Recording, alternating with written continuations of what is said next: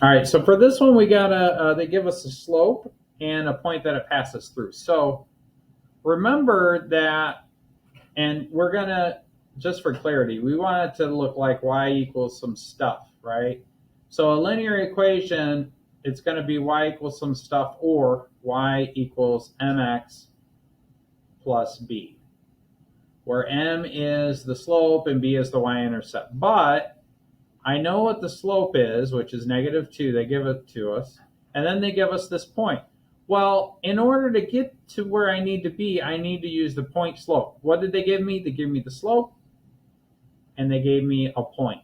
So that means I'm going to have to use the point slope form, which is y minus y sub 1 is equal to m times the quantity x minus x sub 1. So that means that this is x sub 1, or there's my 1, y sub 1. So x sub 1 is equal to what, guys? -4, very good. And y sub 1, 6. How long do you think it's going to be before I actually calibrate my tablet? Right, quite some time.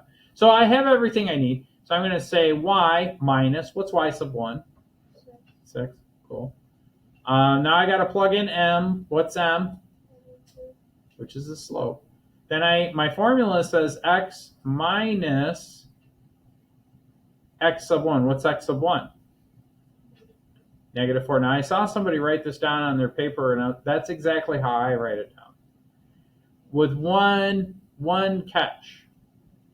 I write it down. I start writing it down this way. What do you do when you minus a minus? You add it. So what I do is I just make it a plus sign. I go like this, boom, boom. So when I do that, I know that I'm adding it, but I also know that it started off subtracting a negative. Okay, I also know that. So now here's the interesting thing. The next step is to do what? I have to distribute the -2 through the parentheses. So -2 times x is -2x.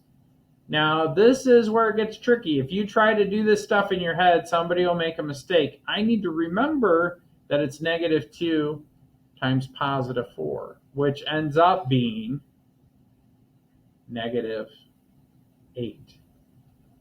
Okay. How many of you guys had a +8? Anybody? Yeah. You just forgot that negative sign. You got to minus the minus. Okay. Now over here, I still have y minus 6. What is the 6 doing to the y currently? It's subtracting. So to move the 6, what do I do? I have to do the inverse of subtracting, which is add.